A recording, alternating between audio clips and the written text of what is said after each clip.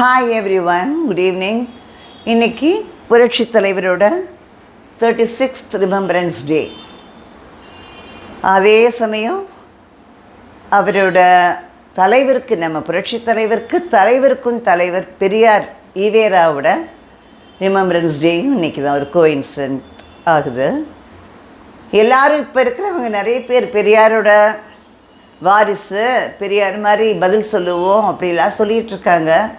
ஆனால் பெரியாரோட வாரிசு அப்படின்னு வீர முழக்கம்லாம் செய்யாமல் அவர் தான், நீங்கள் தான் வாரிசாக இருந்திருக்கீங்க, ட்ரூ ஃபாலோயர் ஆஃப் பெரியார். எது எடுத்துக்கணுமோ, இப்போ நம்மலாம் சொல்கிற மாதிரி எதை எடுத்துக்கணுமோ, இப்போ எல்லாத்திலிருந்துமே எந்த நல்ல குணத்தை எடுத்துக்கணுமோ அது மட்டும்தான் எடுத்துக்கணுங்கிறத சொல்லுவாங்க.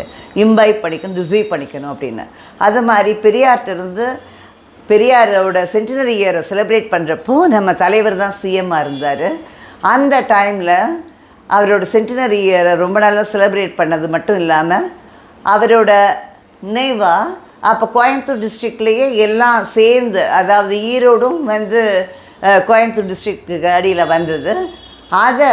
அந்த ஈரோடு டிஸ்ட்ரிக்டை தனியாக பிரித்தவர் அவர் தான். ஏன்னா பெரியாரோட மண்ணுன்னு சொல்கிற ஈரோடை தனியாக டிஸ்ட்ரிக்டாக ஒரு இதை பிரித்து அவருக்கு ஆனர் பண்ணுற மாதிரி பிரித்தார். அது மட்டும் இல்லாமல் அவரோட சென்டினரி இயரும்போது நிறைய எல்லா டிஸ்ட்ரிக்ட்ஸோட கேபிட்டல் சிட்டிஸ்லேயும், முக்கியமான சிட்டிஸ் எல்லாத்துலேயுமே ஆர்ச்சர்ஸ் வச்சு அவரோட இதை சென்டினரி இயர் அந்த இயர் ஃபுல்லாக செலிப்ரேட் பண்ணார். நல்லா அவரோட இதை கூட எழுத்துக்கள், அவர் சொல்கிற பெரியார் எழுத்துக்கள் ரிஃபார்ம் பண்ணுற அந்த தமிழ் இதில் சீர்திருத்த முறையில் தமிழ் எழுத்துக்களை மாற்றினார். அதை கவர்மெண்ட்டில் ஆர்டராக ஜிஓ பண்ணி அதை மாற்றினார். இதெல்லாம் பெரியாருக்கு செஞ்சார். ஆனால் ஆரியத்தை அழிப்போம் அப்படின்னு சொல்லி இப்போ பேசுகிறாங்க இல்லையா, திராவிடத்தை வளர்ப்போம் அப்படின்லாம் சொல்லலை. அவர் எல்லாரையும் ஒன்றா தான் நினச்சிட்டு இருந்தார். அந்த மாதிரி ஒரு தலைவர் அவர். அதே மாதிரி அவரை பற்றி நிறைய சொல்கிறதுக்கு எக்கச்சக்கமாக இருக்குது. இந்த நினைவு நாளில் நமக்கு கஷ்டமாக இருக்குது. தலைவா, நீங்கள் இல்லாமல் போயிட்டீங்களே, ஆனால் நீங்கள் இந்த செஞ்சுரியில் தான் நீங்கள் இருந்திருக்கீங்க, உங்களை மாதிரி ஒரு தலைவரையும் நாங்கள்லாம் பார்த்துருக்கோம் அப்படிங்கிறதுல ஒரு பெருமையாகவும் இருக்குது. அதே சமயம் இப்போ இந்த மாதிரி ஒரு தலைவர் இல்லையேங்கிறதுல வருத்தமாகவும் இருக்குது ரொம்ப. இப்போ இருக்கிறவங்க பெரியாரோட இதுன்னு சொல்லிட்டு எப்படி பதில் சொல்கிறதுன்னு சொல்லி பேசுகிறாங்க. என்னவோ வீராவேசமாக பேசுகிறது தான் பெரியார் ஸ்டைல்னு நினச்சிக்கிட்டு பேசிகிட்டு இருக்காங்க. ஆரியத்தை அழிப்போம், திராவிடத்தை வளர்ப்போம்னு சொல்லிட்டு திராவிடத்தை தான் அழிக்க போகிறாங்க போல இருக்கு, அது செய்கிறாங்க.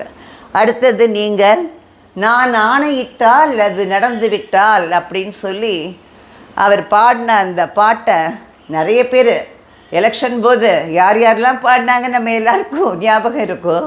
எல்லா பீப்புளுக்கு, தமிழ்நாட்டு மக்களுக்கு எல்லாருக்குமே ஞாபகம் இருக்கும். ஆனால் அவர் என்ன செஞ்சார், புரட்சி தலைவர் என்ன செஞ்சார், நான் ஆணையிட்டால் அது நடந்து விட்டால் இங்கு ஏழைகள் யாரும் வேதனை படமாட்டார்னு சொல்லி சொன்னார். அதே மாதிரி அவர் ஃபாலோ பண்ணார். அவர் அவர் எந்தெந்த லைன்லாம் அவருக்கு அவரோட சாங்ஸில் வந்ததோ அதை எல்லாத்தையுமே அவர் ஃபாலோ பண்ணார். அவருக்கு நடந்தது அது என்னன்னா, தப்பு பண்ண ஆளுங்க யாராக இருந்தாலும், அது ரிலேஷனாக இருந்தாலும் சரி, இல்லை மினிஸ்டராக இருந்தாலும் சாட்டை அடி கிடைக்கும்னு ராமாபுரம் தோட்டத்தில் நிறைய பேருக்கு சாட்டை அடி கிடச்சதுன்னு சொல்லுவாங்க. ஆனால் இதெல்லாம் சொல்ல மாட்டாங்க. அவங்களுக்காக வேணுங்கிறவங்களுக்கு மட்டும் அடி கொடுத்தாருன்னு சொல்லிட்டு இருப்பாங்க நிறைய பேர். சாட்டை அடி சொந்தக்காரனாக இருந்தாலும், அவனே தப்பு பண்ணாலும் அதே தான், மினிஸ்டராக இருந்தாலும் அதே தான். ஆனால் இப்போ என்ன செய்கிறாங்க, மினிஸ்டர்ஸ் யாராவது தப்பு பண்ணதா வந்ததுன்னா என்ன செய்கிறாங்க, நம்ம பார்க்குறோம் எல்லாரையும், என்ன தொட்டுப்பார், விரசிப்பார், மிரட்டிப்பார், நாங்கள் பணிய மாட்டோம், அஞ்ச மாட்டோம் அப்படின்னு யாரோட இதுவோ நாங்கள்லாம் இப்படி திராவிடர் அப்படின்னு சொல்லி செய்கிறாங்க. அதனால் தலைவர் மாதிரி ஒரு தலைவரை அடுத்தது இந்த இதில் பார்க்க முடியாது. அதே மாதிரி உங்களை யாருமே நினைவுபடுத்தணும்னு இல்லை, அவசியம் இல்லை. அதாவது யாரையாவது சொல்லி நினைவுபடுத்தணும்னு இல்லை. எல்லாரோட மனசுலையும் நீங்கள் என்றைக்கும் இருந்துகிட்டே இருக்கீங்க. இப்போ நீங்கள் கொண்டு வந்த பார்ட்டி கூட செலிப்ரேட் பண்ணுதா, உங்களோட பர்த்டே செலிப்ரேட் பண்ணுதா, இல்லை உங்களோட இதை சினிமாஸை இத்தனாவது வருஷம் அப்படின்னு செலிப்ரேட் பண்ணுதான்னு இல்லை. உங்களோட இதை இன்றைக்கி நீங்கள் போன நாளை நினைவு நாளாக எல்லாருமே வருத்தத்தோடு எல்லா இடத்துலையும் பார்த்தா உங்களோட ஃபோட்டோஸை வச்சு முக்குக்கு முக்கு எல்லோரும் எவ்வளவு சாதாரண மனுஷன், ஒன்றும் இல்லாத மனுஷன்தான் ஒரு ஃபோட்டோ அவன் வீட்டில் இருக்கும். தலைவரோட ஃபோட்டோ உங்கள் ஃபோட்டோ இருக்கும் எப்போவுமே எல்லார் வீட்லேயும். ரொம்ப ஏழையாக இருக்கிறவன் தான் வச்சுருப்பான் அவன் வீட்டில் வச்சுருந்து. பெரிய மனுஷன்னா என்ன செய்வான், காட்ட மாட்டான் அவன் வீட்டில் இருக்கிறத. பட் ஏழையாக இருக்கிறவன் வச்சுருந்து அதை கொண்டு வந்து வெளியில் வச்சு இன்றைக்கி வந்து உங்களோட நினைவு நாளாக உங்களை வந்து நீங்கள் சொன்னீங்க இல்லையா, குண்டடிப்பட்டு வந்த உடனே என்னையை வந்து உங்கள் வீட்டு பிள்ளையாக நினச்சி எல்லோரும் செஞ்சுருக்கீங்க, நான் இதை மறக்க மாட்டேன். அது மாதிரி உங்கள் நினைவு நாளை கூட ஒவ்வொருத்தனும் இன்னும் அவன் வீட்டு பெரியவங்க போனால் எப்படி அவன் திதி பண்ணுவானோ அது மாதிரி செஞ்சுக்கிட்டு இருக்கான். வருத்தத்தோடு உங்களை நினச்சிக்கிட்டே இருக்கான். ஆனால் நீங்கள் இருக்கிறப்போ உங்கள் கட்சிக்காக எல்லாருமே கேடர்ஸாக மாறினாங்க, தொண்டர்களாக மாறினாங்க. ஆனால் இப்போ வந்து எல்லோரும் உங்களுக்கு பக்தர்களாக தான் இருக்காங்க. ஏன்னா கட்சி, அந்த ஹெட் குவார்ட்டர்ஸ் இதையெல்லாம் தான் இது கேப்சர் பண்ணுறதுக்கு ஒரு பெரிய போட்டி நடந்துகிட்டு இருக்கு. அதில் உண்மையான விசுவாசமான உங்களோட தொண்டர்கள்லாம் பக்தர்களாக இருக்காங்களே தவிர அவனுக்கு பிடிக்கலை, இந்த இது எதுவுமே பிடிக்கலை, யாருமே சரியாக நடந்துக்க மாட்டேங்கிறாங்க, உங்களோட சென்டினரி இயரை சரியாக செய்யலை அப்படின்னு சொல்லி. அதே மாதிரி இன்றைக்கி நடிகர் சங்கம் வந்து நம்ம இது முன்னாள் முதலமைச்சர் அவர் யார், கருணாநிதியோட பர்த்டேவை செலிப்ரேட் பண்ணுறதுக்காக ஒரு ப்ரோக்ராம் வச்சுருந்தாங்க, ஒரு ஷெட்யூல் வச்சுருந்தாங்க. அது கேன்சல் ஆனது. ஆனால் அதுக்கு கூட யாரும் ஸ்ட்ராங்காக கண்டம் பண்ணல. உங்களோட பக்தர்கள் தான் கண்டம் பண்ணாங்க நிறைய இடத்துல. பார்ட்டியிலேருந்து யாரும் ரொம்ப ஸ்ட்ராங்காக அப்போஸ் பண்ணல. ஆனால் அதுவே நின்று போச்சு. நீங்கள் நடிகர் சங்கத்துக்கு என்னெல்லாம் பண்ணீங்கங்கிறது அப்போ உங்ககிட்ட ஒரு இன்டர்வியூவில் கேட்டப்போ நீங்கள் சொல்லியிருக்கீங்க, நடிகர் சங்கம் மூலம் நிறைய நியூ கமர்ஸ்க்கு வந்து செய்யலாமே, இப்போ ட்ரைனிங் கொடுக்கலாமே அப்படின்னு சொல்லி கேட்டப்போ அதை செய்யணும் அப்படிங்கிறது தான் எங்களோட மோட்டிவ். அதுக்காக தான் ஒவ்வொரு வருஷமும் ஒரு நாடக போட்டி நடத்துகிறோம். அதில் முக்கியமான வேஷத்தை நியூ கமர்ஸ் அவர் ஆக்டர்ஸ்க்கு கொடுக்கணும், சின்ன வேஷத்தை லீடிங் ஸ்டார்ஸ் செய்யணுங்கிறது தான் எங்களோட மோட்டிவ். அதை தான் செய்யணும்னு நினச்சிட்டு இருக்கோம். அப்போ தான் நியூ கமர்ஸ் அவங்களோட இதை வந்து எப்படி அவங்களோட ஸ்கில்லை வந்து நம்ம வெளியில் காட்டுறதுக்கு தெரியும், அப்போ தான் வெளியில் தெரியுங்கிறதுக்காக இதை செய்யணும்னு நினச்சிட்டு இருந்தோம். ஆனால் இதுக்கான இந்த முயற்சியில் நிறைய இடைஞ்சல் வந்து பெரிய ஸ்டார்ஸே, அப்போ இருந்து அவருக்கு சமானமாக இருந்த நிறைய ஸ்டார்ஸே அதுக்கு இடைஞ்சல் பண்ணிட்டாங்க, அது நடக்க விடாமல் பண்ணிட்டாங்கன்னு சொல்லி அவர் வந்து சொல்லியிருக்காரு. அதனால தான் இன்றைக்கி எப்போவுமே இதே இருந்திருக்கு பாருங்கள். அதனால தான் இன்றைக்கி நடிகர் சங்கம் கூட செய்ய முடியாமல் ஒரு தடங்கல் வந்தது டிசாஸ்டர் ஃபார்மில். அதான் நல்ல மனுஷன் வந்து ஒருத்தரோட நினைவு நாளில் வந்து செய்யலான்னு நினச்சதுக்கு அந்த ஆண்டவனே கொடுத்துட்டான்னு நிறைய இடத்துல சொல்லிகிட்டு இருந்தாங்க. ரொம்ப பேர் வருத்தப்பட்டுட்டு இருந்தோம். கருணாநிதிக்கு வந்து நீங்கள் செலிப்ரேட் பண்ணுறதை பற்றி ஒன்றுமே இல்லை, ஆனால் என்னைக்கு செய்யணுங்கிற ஒரு இது இருக்குதுன்னு சொல்லி எல்லாருமே சொல்லிகிட்டு இருந்தோம்.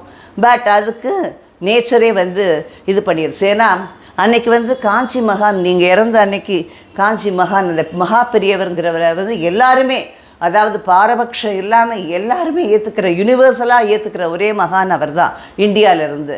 அந்த மகானே உங்களுக்காக மோட்ச தீபம் ஏற்றினதாக சொல்லி நாங்கள் கேட்டிருக்கோம், நானும் எழுதியிருக்கேன் என்னோடய புக்கில். அப்படி இருக்கிறப்போ அன்னைக்கு வந்து உங்களோட இது ஜிஆர்லேருந்து, ஸ்ரீரங்கம் ஜிஆர்லேருந்து எல்லாருமே சொல்லி உங்களோட நினைவு நாள் அவ்வளோ தூரம், அப்போ நீங்கள் இறந்த அன்னைக்கு அப்படி சொன்ன ஒரு நாளில் செய்யணும்னு நினச்சதுக்கு வேறு விதமாக ஆண்டவன் இது பண்ணிட்டான். இப்போ உங்களை பற்றி இன்னும் நிறைய விஷயங்கள் சொல்லலாம். என்னென்னா, நீங்கள் வந்து ஒரு கூத்தாடி வந்து எப்படி நாடாள முடியும்னு நினச்சதுக்கு மாற்றி காட்டி எவ்வளோ தூரம் இது பண்ணுறீங்க செஞ்சீங்கிறதுக்கு நிறைய இது இருக்குது. அதில் சில விஷயங்கள் மட்டும் ஆல் பாஸ். இப்போ 5th வரைக்கும் குழந்தைங்க, 1st-லேருந்து 5th வரைக்கும் நிறைய பேர் ஃபெயில், ஏன்னா சரியாக படிக்க முடியாமல் சரியாக போக முடியாமல் இருந்ததுனால நீங்கள் வந்து உங்களோட கவர்மெண்ட் போது நீங்கள் சிஎம்மாக இருக்கிறப்போ அவங்க எல்லோரும் ஆல் பாஸுங்கிறத செஞ்சீங்க. ஆல் பாஸுங்கிற ஒரு சட்டம் கொண்டு வந்ததுனால தான் அப்போ குழந்தைங்க எல்லாம் 5th வரைக்குமாவது ஸ்கூல் வந்து கம்ப்ளீட் பண்ணாங்க. அதுக்கப்புறம் இது சத்துணவு திட்டம். இப்போ ஒரு சினிமா எடுக்கிறதுக்கு, ஒரு ஃபில்ம் மேக்கிங்க்கு 300 crores ஏன் நிறையவே ஆகுது. நமக்கு வெளியில் சொல்கிறது 300, ஆனால் 500 எல்லாம் சொல்லிவிட்டு அதில் வர ப்ராஃபிட்டை சொல்லிக்கிறாங்க பெருமையாக.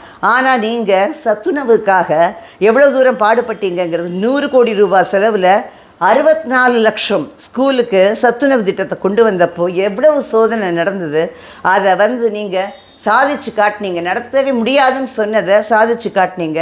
இதுக்காக நீங்கள் சென்ட்ரல் கவர்மெண்ட் அப்போ இதை வந்து நீங்கள் கேட்டப்போ அவங்க இதுக்கு சரியான இது கொடுக்க முடியல அவங்களாலன்னு சொல்லி நிறைய இப்போ சொல்கிறாங்க இல்லையா, அவமானப்படுத்தப்பட்டு கூட நீங்கள் உங்கள் அதிகாரத்தை நீங்களே வச்சுக்கோங்க, நான் இதை எப்படியாவது நடத்தியே காட்டுவேன்னு சொல்லி ஸ்ரீமதி இந்திரா காந்திகிட்ட சொல்லி நீங்கள் சாதிச்சே காட்டினீங்க.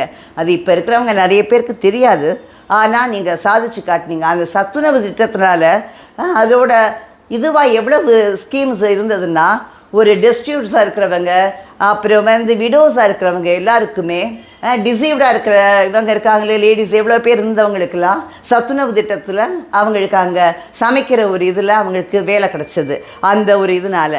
அதே மாதிரி கர்ணம் அப்படின்னு இருந்த ஒரு திட்டத்தை வில்லேஜஸ் நிறைய இதில் வந்து கர்ணம்ங்கிறது ஒரு குடும்பமாக இப்போ சொல்கிறாங்களே, இப்போ குடும்பமாக தான் ஆட்சியெல்லாம் பண்ணுறாங்க. அப்போ அதனால் அது ஒரு பெரிய விஷயம் இல்லை தான் யாருக்கும். பட் அப்போ வந்து கர்ணம்ங்கிறது வந்து ஒரு வரிசையாக அவங்க ஒருத்தர் இருந்தால் அவங்க ஃபேமிலியில் இருக்கிறவனே தான் வருவாங்கிற மாதிரி இருந்ததை நீங்கள் என்ன செஞ்சீங்க, தலைவர் என்ன செஞ்சாருன்னா, அவர் வந்து VAO அப்படின்னு எக்ஸாம் மூலமாக அதை மாற்றி எழுதி வர்றவன் யார் வேணா வரலாங்கிற ஒரு இதை கொண்டு வந்தார், சட்டம் போட்டார். அதனால தான் அந்த இதுக்கு ஒரு கத்தி இதெல்லாம் அட்டம் பண்ண இதெல்லாம் நடந்திருக்கு. ஆனாலும் அதை மீறி அதில் ஸ்ட்ராங்காக இருந்து VAOங்கிறது இப்போ எவ்வளோ பேருக்கு இவங்க எல்லாம் சமூக நீதியும் அதுவும் சொல்லிகிட்டு இருக்காங்க, புரட்சி பண்ணுறது. நீங்கள் புரட்சி தலைவர் தாங்கிறது நிறைய விஷயங்கள் நீங்கள் பண்ணியிருக்கீங்க, ஆனால் யாருக்கும் சரியாக தெரியாது. அதே மாதிரி இலவசம்னு இப்போ இவங்கெல்லாம் மேனிஃபெஸ்டோவில், எலெக்ஷன் மேனிஃபெஸ்டோவில் டிக்ளேர் பண்ணி அதெல்லாம் கொடுத்து ப்ராமிஸ் பண்ணி தான் வந்து வராங்க, ஓட்டு வாங்கி வராங்க. நீங்கள் அதெல்லாம் செய்யாமையே இலவசம்னு மேனிஃபெஸ்டோவில் கொடுக்கல நீங்கள். ஆனால் என்ன பண்ணாருன்னா, குழந்தைங்கள வந்து ஸ்கூலுக்கு மட்டும் அனுப்புங்க, குழந்தைங்கள அவங்களுக்கு என்னென்ன செய்யணுமோ நானே செய்கிறேன்னு சொல்லி புக்ஸு ஃப்ரீ புக்ஸு, அப்புறம் செருப்பு குழந்தைங்களுக்கு, பேஸ்ட், அதுக்கு டூத் பவுடர் எல்லாமே நீங்கள் கொடுத்தீங்க. ஒவ்வொரு இதுவும் ஒவ்வொரு குழந்தைக்கு என்ன எஜுகேஷனுக்கு அவன் ஸ்கூலுக்கு வர்றதுக்கு என்னென்ன ப்ராப்ளமாக இருந்ததோ அந்த ப்ராப்ளம் எல்லாத்தையும் சால்வ் பண்ணது நீங்கள் தான். அது ஒரு பெரிய புரட்சி, அதையெல்லாம் சொல்ல மாட்டாங்க. அதே மாதிரி அப்புறமா எஜுகேஷனோட இதுக்கு டெவலப் பண்ணி நீங்கள் இது இன்ஜினியரிங் காலேஜஸ்க்காக ப்ரைவேட் இன்ஜினியரிங் காலேஜஸ்க்கு ஓப்பன் பண்ணி விட்டதும் நீங்கள் தான். இப்போ எல்லோரும் வேறு இதெல்லாம் பேசுகிறாங்க, ஆனாலும் அன்னைக்கு ஓப்பன் பண்ணதுனால தான் இன்றைக்கி தமிழ்நாட்டில் இருந்து நிறைய பேர் இன்ஜினியர்ஸ் வந்து வர முடியுது, அவங்க ப்ரௌடாக ஃபீல் பண்ண முடியுது. எல்லார் வீட்லேயும் எல்லா அப்பா அம்மாவும் என் பையன் இன்ஜினியர், என் பொண்ணு இன்ஜினியர்னு சொல்ல முடியுது. அந்த பெருமைக்கு நீங்கள் தான் மெயின் ரீசனாக இருந்திருக்கீங்க. இப்போ வந்து எலக்ட்ரிசிட்டிங்கிறது இப்போ வந்து ரொம்ப ஈஸியாக இருக்குது, ஆனால் அப்போ எல்லாம் வந்து ரொம்ப கஷ்டமாக இருந்த காலத்தில் கூட இது எலக்ட்ரிசிட்டி வில்லேஜஸ்லாம் சரியாக இதாக இல்லாமல் இருந்த காலத்தில் குடிசை வீடுக்கெல்லாம் ஒரு ஒன் லைட் சர்வீஸ்னு ஒரு இது ஸ்கீம் கொண்டு வந்தீங்க. அது நிறைய பேருக்கு தெரியாது. அது என்னன்னா, உங்கள் தலைவர், அதாவது புரட்சி தலைவரோட தலைவர் பேரறிஞர் அண்ணாவோட இது வருமே, கோட் வருமே, என்னது, ஏழையின் சிரிப்பில் இறைவனை காண்போம்னு அதை செஞ்சார். ஏன்னா ஒரு ஏழை மாணவனோட வீட்டில் லைட் இல்லாதனால அவன் ஸ்ட்ரீட் லைட்டில் படிக்க வேண்டியிருக்கேன்னு சொல்லி ஒவ்வொரு குடிசைக்குமே ஒரு ஒன் லைட் சர்வீஸ் ஃப்ரீயாக செஞ்சீங்க. அதே மாதிரி பாரதியோட பேரில் ஒரு யூனிவர்சிட்டி, பாரதிதாசனோட பேரில் ஒரு யூனிவர்சிட்டி, அப்புறம் விமன் இதுக்காக இவங்க அன்னை தெரேசா, மதர் தெரேசா பேரில் ஒரு யூனிவர்சிட்டி. இதுக்கெல்லாம் மேலே தமிழுக்காகவே எல்லாருமே செம்மொழி அது இதுன்னு சொல்லி இப்போ தமிழர்கள்னு பேசிக்கிறாங்க. தமிழுக்காக தனியாக யூனிவர்சிட்டி கொண்டு வந்ததும் நீங்கள் தான். அதை பாழ்படுத்தினதும் அதுக்கப்புறம் வந்தவங்க தான். அதுக்கு லைஃபே கொடுக்காம பாழ்படுத்தினது அவங்க தான். உங்களோட கனவு தமிழ்நாடு நல்லா பண்ணணும்னு, உங்களை கேரளான்னு சொன்னால் கூட தமிழ்நாட்டுக்கு உண்டான மரியாதையை கிடைக்கணும்னு செஞ்சதில் உங்களோட ரோல் வந்து கான்ட்ரிபியூஷன் ரொம்ப பெரிய மேஜர் கான்ட்ரிபியூஷன். அதையெல்லாம் யாருக்கும் தெரியாது. அதே மாதிரி நீங்கள் போட்ட இன்னும் நிறைய இருக்குது, அதெல்லாமே தலைநகரங்களில் காஞ்சிபுரத்தில் அண்ணாவோட இதை வந்து மெமோரியல் ஹவுஸ் கொண்டு வந்ததும் உங்களோட இதில் தான்.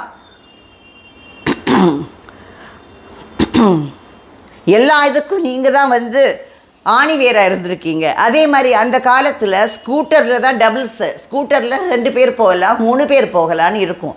ஆனால் இப்போ அந்த காலத்தில் நீங்கள் என்ன செஞ்சீங்கன்னா சைக்கிளில் டபுள்ஸ். ஏன்னா உங்களோட தொண்டர்கள்லாம் தமிழ்நாட்டு மக்கள் எவ்வளவு பேர் ஏழை மக்கள்னு தெரிஞ்ச நீங்கள் அதுக்கு என்ன செஞ்சீங்க? சைக்கிள்லேயும் டபுள்ஸ் போகலாம். அப்போ சைக்கிளில் டபுள்ஸ் போனால் பிடிச்சிருவாங்க போலீஸ் வந்து. அதுக்கு உண்டானது நீங்கள் அந்த சட்டம் போட்டு சைக்கிள்லேயும் டபுள்ஸ் போகலான்னு கொண்டு வந்தது நீங்கள் தான். ஏன்னா உங்களுக்கு தானே அந்த வேதனை ஒவ்வொன்றும் தெரியும் இல்லையா? அதனால் நீங்கள் அந்த ஏழை மக்களோட இதுலேயே நீங்கள் இருந்தீங்க. உங்களோட ஆட்சி பண்ணுறப்போ நீங்கள் ஆட்சின்லாம் நீங்கள் சொன்னதில்லை, ஆணையிட்டால்னு அதுக்கப்புறம் சொன்னதில்லை. ஆனால் உங்களோட பீரியட் வந்து கோல்டன் பீரியடாக இருந்தது. அதை வந்து ஹிஸ்ட்ரியில் நாங்கள் படிச்சிருக்கோம், குப்தாஸ் பீரியட் தான் கோல்டன் ஏஜ்னு. அது மாதிரி நீங்கள் ஆட்சி பண்ண அந்த பீரியடே ஒரு செழிப்பான நல்ல பீரியடாக இருந்தது. கஷ்டம் வரும்போது மக்களுக்கு ஓடிப்போய் அவனுக்கு தொடச்சது நீங்கள் தான். அந்த இதில் வந்து உங்களோட ஆத்மார்த்தமான ட்ரூ இன்வால்மெண்ட் தெரியும் அவனோட கண்ணீரை துடைக்கிறப்போ. ஆனால் இப்போ இருக்கிறவங்க ஒரு வெள்ளம் வந்தால் கூட கண்ணீரை துடைக்கிறதுக்கு கால்ஷீட் கொடுக்குறாங்க, அவ்வளவுதான் இருக்குது. ஆனால் நீங்கள் ஆக்டராக இருந்தால் கூட இதில் வந்து ரியல் லைஃப்பில் சிஎம்மாக இருக்கிறப்போ நீங்கள் ஆக்ட் பண்ணல. இப்போ நிறைய பேர் வந்து ஆக்டர்ஸாக இல்லைன்னா கூட ஆக்டிங் பண்ணிகிட்டு இருக்காங்க. ஏன்னா அவங்களுக்கு அதுக்கு தான் நேரம் சரியாக இருக்குது. எல்லாருமே ட்ரிபிள் டிஜிட் வரைக்கும் வச்சுருந்தா சொத்து சேர்த்தா பரவாயில்ல. ட்ரிபிள் டிஜிட், அதான் 4 டிஜிட். ட்ரிபிள் டிஜிட்டுங்கிறது க்ரோர்ஸ் சொல்கிறேன். ட்ரிபிள் டிஜிட் க்ரோரில் இருந்தால் யாருக்கும் ப்ராப்ளம் இல்லை. ட்ரிபிள் டிஜிட்டில் போயிட்டே இருக்கிறதுனால தான் ட்ரபிளை மீட் பண்ணுறாங்க எல்லாருமே. அது உங்களோட கட்சியில் இருக்கிறவங்க கூட யாருமே தெரிஞ்சுக்காம தான் நிறைய ட்ரபிள் வந்து எல்லாருமே அஃபெக்ட் ஆனது. இந்த நினைவு நாள் போதாவது எல்லாருமே நம்ம கட்சியில் இருந்து அடுத்தது எப்படி ஸ்ட்ரெங்தன் பண்ணணும் கட்சியை, கரெக்டான ஃபாலோயர்ஸ் கையில் கட்சி கிடைக்கணும், நல்லபடியாக கட்சியை காப்பாற்றி திரும்பி ரூலிங் பார்ட்டி ஆகணுங்கிறத ஒவ்வொரு தொண்டனும் சபதம் ஏற்று செஞ்சால் சீக்கிரமே அது நடக்கும்னு நினைக்கிறேன். ஓகே தலைவா, பார்க்கலாம். பாய் வியூவர்ஸ், பாய்.